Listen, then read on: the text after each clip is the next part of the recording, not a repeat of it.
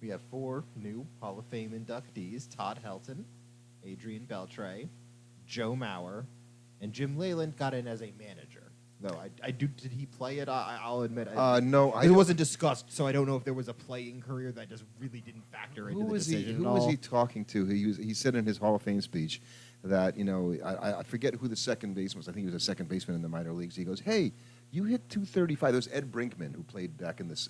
He managed with him as they came up through the ranks as managers. But Ed Brinkman played in the '60s, and he hit like 235 for his career as a shortstop, second baseman. And Leyland hit 233. He goes, "Hey, you hit 235." He goes, "Yeah, but I did it in the major leagues."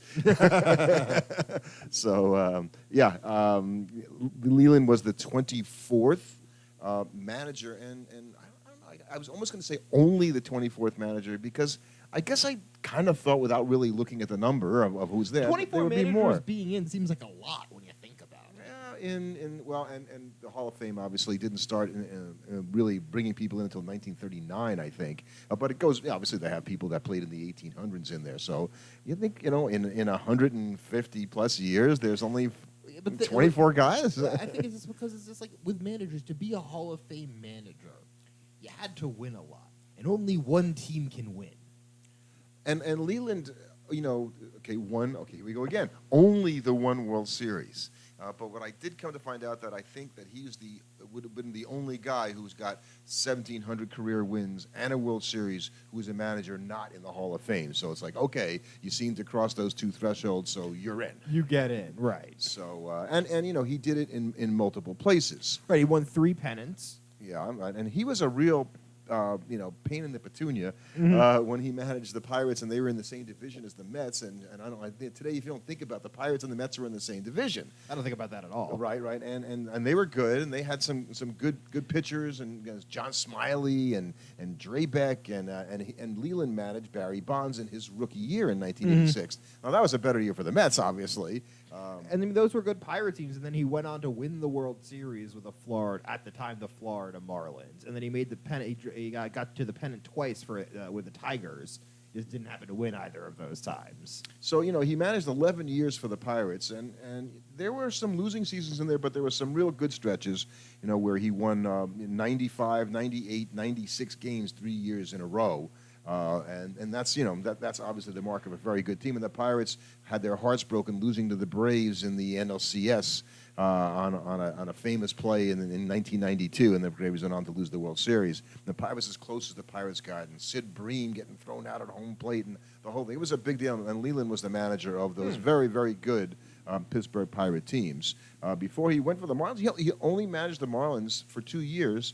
And the first year he managed them, they won the World Series. I mean, yeah, that looks like a genius move by the Florida Marlins bringing him in. You bring in your manager, he wins the World Series. And then, of course, I think then owner Wayne Huizenga sold everybody, as he was wont to do at the time. And the next year, the Marlins went from 92 wins to 54 wins.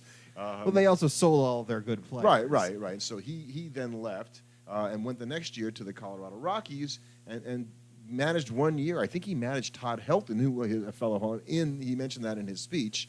In that 1 year that he managed in Colorado. And then he took a bunch of years off before coming back to manage the Detroit Tigers, and once again he gets the pennant in his first year with them. Right, and he was in his 60s now, and now, by this time, obviously, he was the grand old guy, this sagacious, wonderful personality, great guy to talk to, and so I think the fact that he had success in that decade of his life says a lot about the kind of baseball guy that he was, because he was able to connect with the players and have that vibe that was probably getting more difficult as we got into the 2000s for a guy who was in his 60s. Yeah.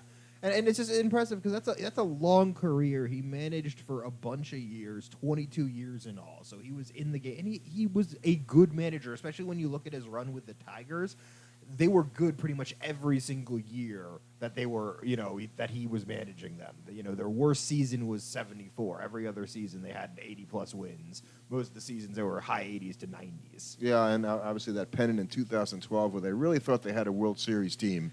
It just didn't quite work out for them. And you look at you're surprised that those early 90 Pirates teams who I think finished first every season just really weren't able to get it done in any of those postseason appearances, which probably was one of the reasons why he ended up, that they lost faith in him, I wonder, I think just after a while, if it isn't, you're not bringing home a championship, and You also can't win, 53 and 58 games in consecutive seasons. Yeah, right? and that's as much to do with, and I guess that happens to all managers if you stay there long enough.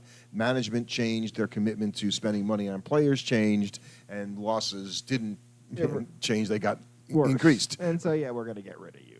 So, but, and a lot of people showed up for Jim Leyland and his speech. I don't like to rate speeches, and I watched them all from the ceremony. A beautiful day in Cooperstown.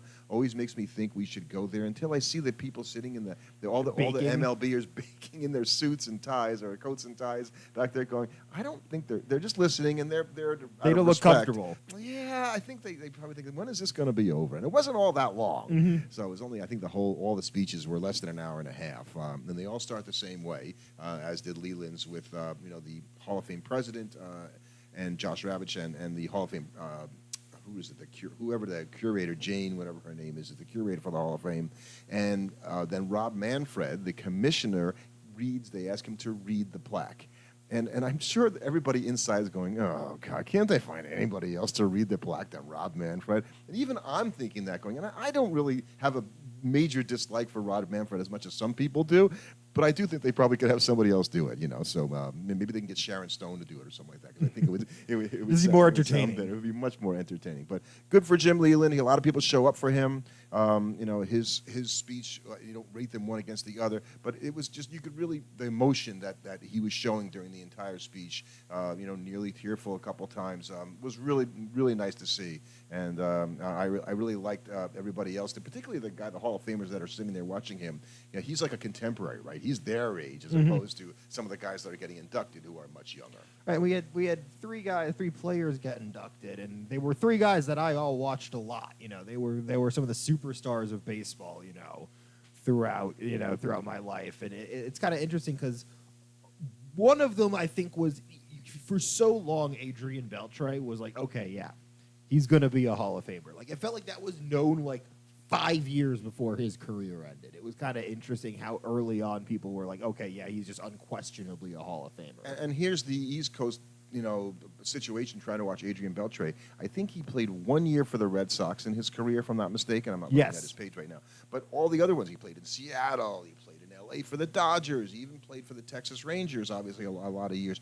So you didn't get to watch him play as much because, he obviously playing his career in the American League only 1 year for Boston, and then in the National League was L.A., so you didn't watch the Dodgers play that much, and you just didn't get to see him play as much as you'd like to. And as a Met fan, we had David Wright. We thought he's a pretty good third baseman. We kind of knew he wasn't Adrian Beltre, right, but nobody is. Right. Adrian Beltre is the second best defensive third baseman by outs created, I believe. By run prevention. Run prevention. Second to Brooks Robinson. Right. That's pretty stratified company to be in right there as a defensive specialist. Of the Hall of Fame third baseman. Right. But I mean, I can't imagine there's some. I don't know. I'd love to see Greg Nettles' stats there. Actually, he's a guy that I've had a lot of support for over the years. But yeah, his comparison, and he compares very favorably to the other Hall of Fame third basemen: Schmidt, Chipper Jones, Eddie Matthews, recently inducted Scott Rowland, George Brett, Ron Santo, Wade Boggs. That's a great list. Paul Molitor, and obviously Brooks Robinson. Put Beltre right up there with those guys in just about every category. Right, Beltre.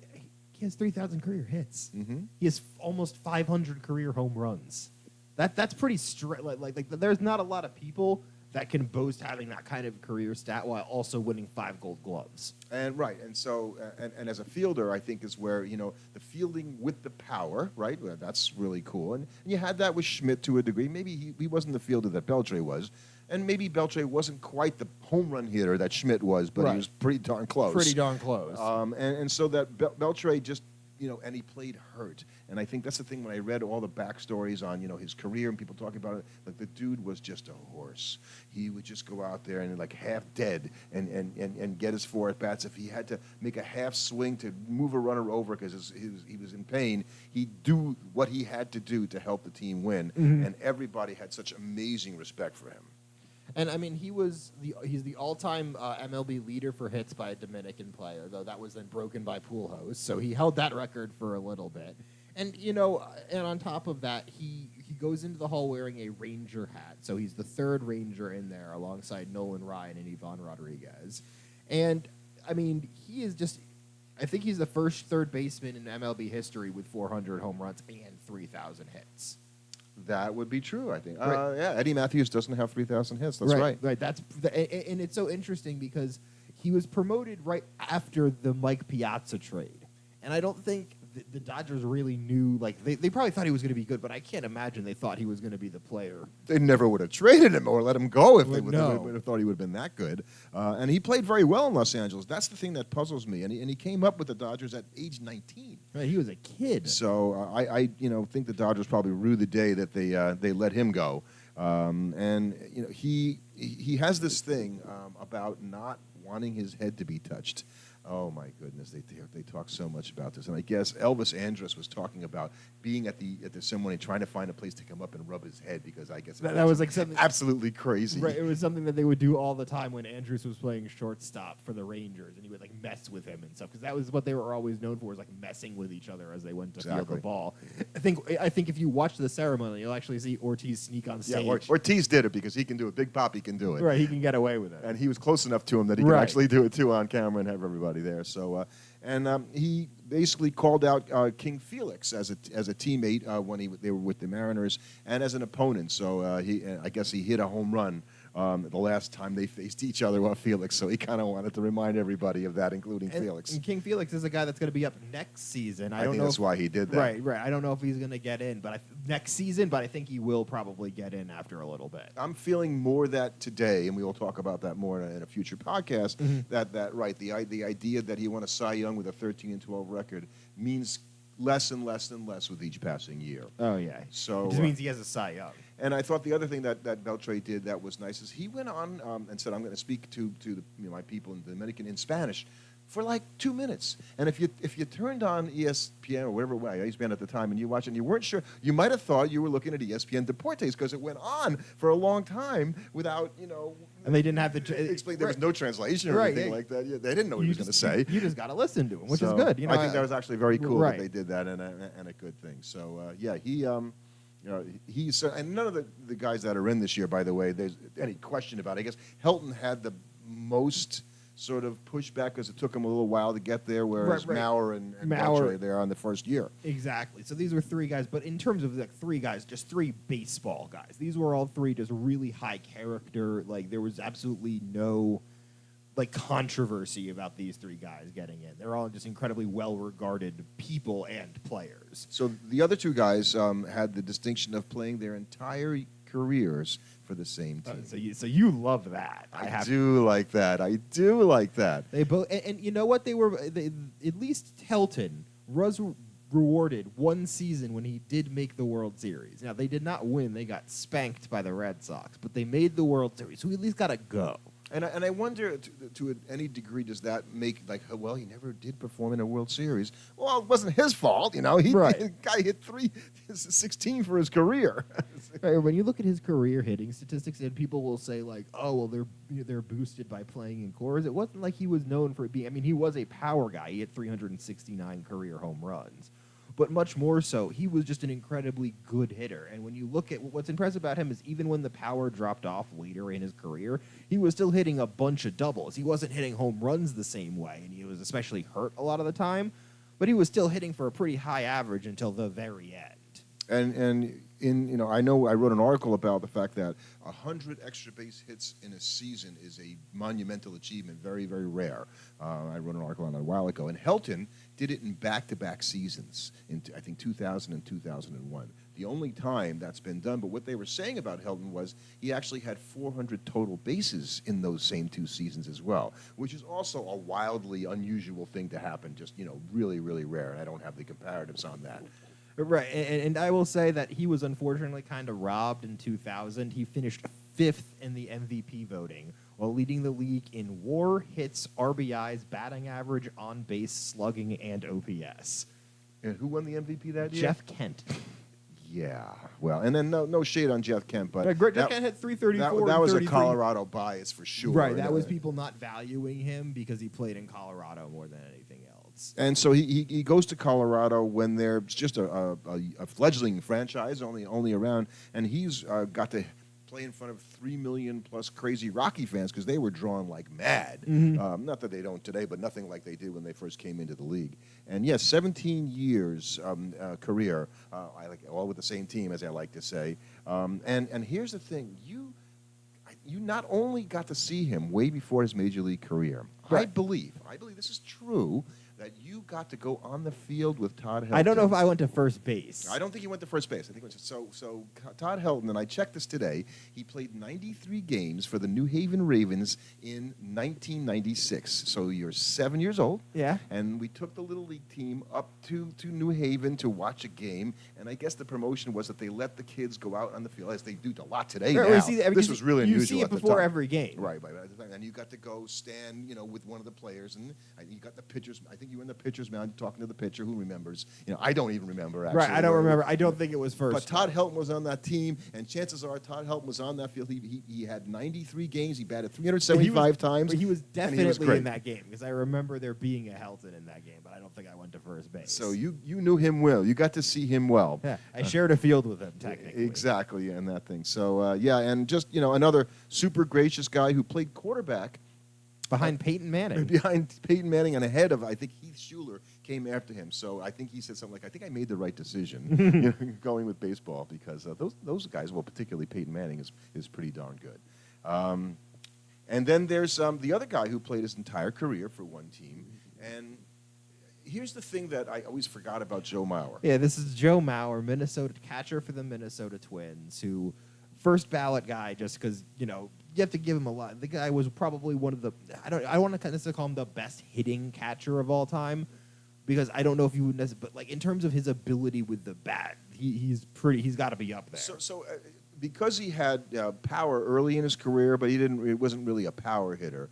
His bat to ball skills in terms of his consistency with batting average puts him up there all time among catchers. If you ask me who the greatest hitting catchers of all time, I would probably pick Berra, Piazza, and Bench. He's got 3 batting titles. But he's got 3 batting titles, and so he was that good. The thing about Mauer that always struck me when I saw him at the Hall of Fame doing his speech and all this stuff, he's really tall, right? So he's 6'4", and all I thought about was all that bending down from 6'4" behind the plate all those years. Man, his knees must be a wreck. Right, and I think that's why they started trying him out at first base towards the end. Yeah, he played 600 games at catcher at first base by the end of his career. Right, which people were dinging him for because, well, he wasn't a catcher his entire career. Hey, he caught like 10 years just about every game. He got almost 1,000 games in his career, and he won his MVP playing catcher. So I think that's a little harsh, and he was a pretty darn good catcher as well. So and he had his 6 seasons of excellence.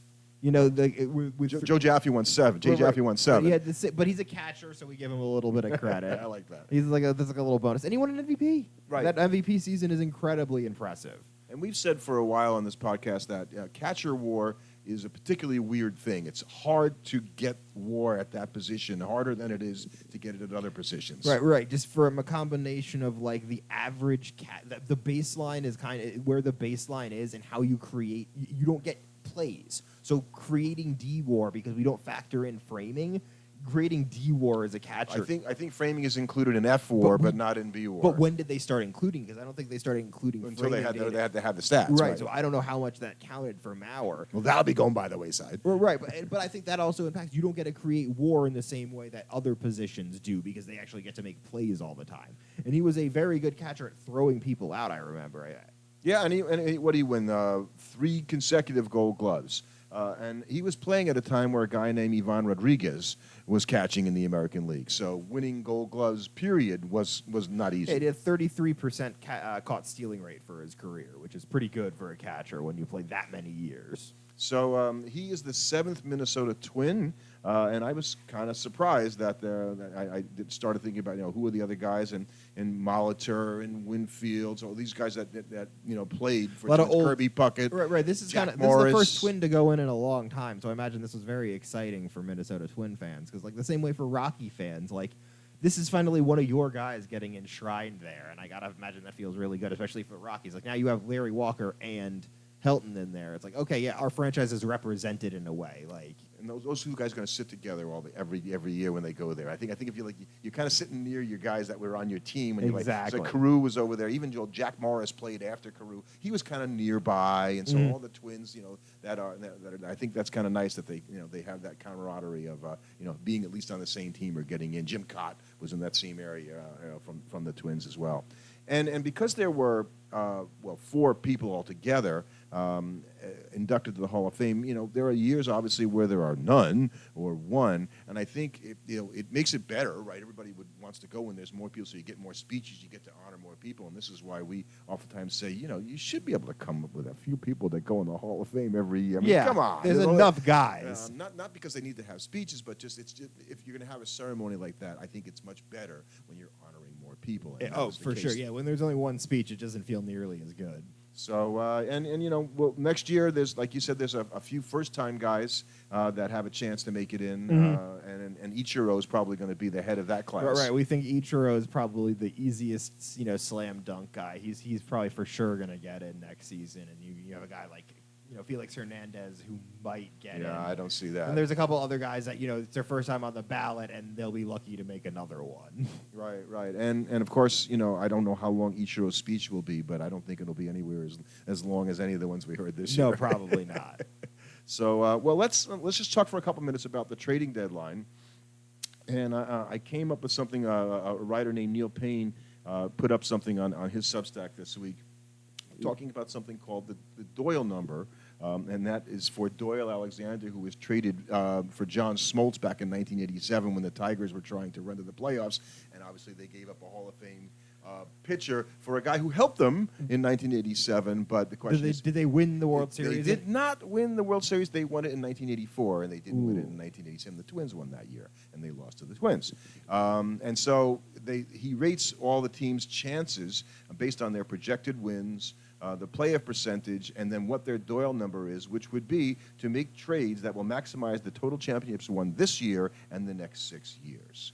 So basically, which team has the best chance, and should they, trade in order to hit a championship sometime in that period? And naturally, the number one team, not surprisingly, are the Phillies. Right. The Phillies are pretty much guaranteed to make the playoffs. They're pretty much, it's going to happen. They've got a very good chance at making the World Series. Given their roster construction and where they're at, it makes all the sense in the world for them to go all in to try and win it this year. And they're tinkering, right? I guess, what could they use? The rich the same thing. The same thing that every team could use: quality defense. Timely. Maybe a hitting. Starting pitcher. I don't know. We have great starting pitchers, but maybe another one would be good. A good reliever will take. Yeah. So right. I think that's true. But I think the Phillies, the Braves are ranked pretty highly here as well. Which I think is interesting because I would think that this is not a year where you would go out and make a move. Yeah, I'm not feeling that, but and the Phillies are far and away had the highest Doyle number at 2.11, and the Braves are at 1.82, and it kind of condenses there with all the teams being close to that. I'm not feeling the Braves right now. No, I'm not thinking the Braves are looking to buy this. The Dodgers. They're definitely looking to buy. The Guardians. I was hearing Randy Arozarena potentially to the Dodgers. Yeah, he gets paid a lot of money. The Dodgers have a lot of money. Yeah, the Dodgers don't care how much. Right, they don't care what it costs them. And he could use a change of scenery. And I guess after a poor start, Arozarena has been better the last 2 months. Lately. But if you look at his overall stats, they don't look so great. Mm-hmm. The Guardians and Orioles, again, no surprise. We've talked about those teams, being in the running. The Yankees, yeah, I would say the Yankees now is now for them because, you may not sign Soto next year. Right. Got Judge in his prime. You got Cole in his prime. You kind of this might be, you don't know how many years you're going to get out of Cole left. So that if you have a chance to make the run, I think you would do it this season. I don't know. I mean, it feels to me like the Yankees kind of need a lot to make themselves a legit I don't know World what Series you champion. do about that lineup. Maybe they'll show us something different they're tonight. Hurt right now, so I think that's the hardest thing. When you're looking at a team when they're kind of down and injured, they look particularly, anemic. Susceptible, yes. And as Met fans, we saw a lot of that this year. And then you slide down to the Brewers, Astros, Twins, and Royals. And all of those teams, that's where they should be. I think you wouldn't trade everything in order to try to make a World Series this year, but you might make some deals to give yourself a better chance. Right. Like the Royals might say, you know what, we owe it to the type of season some of our guys are having that we'll make a move to try and make a playoff push. Like, hey, Bobby Witt Jr. is putting together an unbelievable season. this is our young superstar shortstop. Let's show us, let us show some faith in him. Let's make a move at the deadline to try and improve our team in some way. Yeah, it's not one or two things I think that'll get the Royals over the top. Right, They but need a you few might, more but you things. might get you over the top to make the playoffs. Right, and then the other teams, and we're just looking on, on how things have gone this season. That I say are sort of below that line is everybody else, and some teams are closer to the line than others. But the Mariners, Padres, Red Sox, Diamondbacks, and Mets and Cardinals, right? Those teams.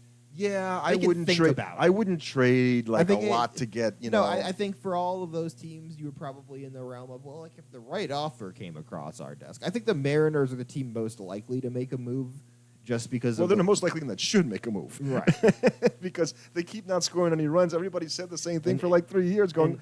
Everybody knows your problem. Why don't you guys know your problem? Right, now with Julio out, you have to be worried. Yeah, and J.P. Crawford also, I think, went on the injured list. And then, the Rangers, I don't know what to make of the Rangers. The moment I count them out, they're going to go on like a crazy 30-5 run well, they kind of need win to the do division. that sooner than later because they're running out of time to go on a 30-5 run. Yeah, just like I didn't bury the Astros, I'm not ready to bury the Rangers yet. Maybe at the trading deadline I'll do that, but even 2 weeks there, I'm not sure what they should do. I think the best thing the Rangers could do would be to just play better.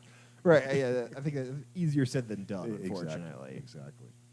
And ultimately, I think that when you look at these teams and you look at this trading deadline, you got a couple teams. I think you're going to look at some sellers. A team like the Nationals, I think, could be a big time seller. I think a team like the Giants could be a seller, and the Blue Jays. I wouldn't be surprised if you saw a couple Blue Jays go on the move. I think that team is ripe to get blown up and tear down. Right. Yeah. Yeah, and the Tigers, they had a nice start to the season.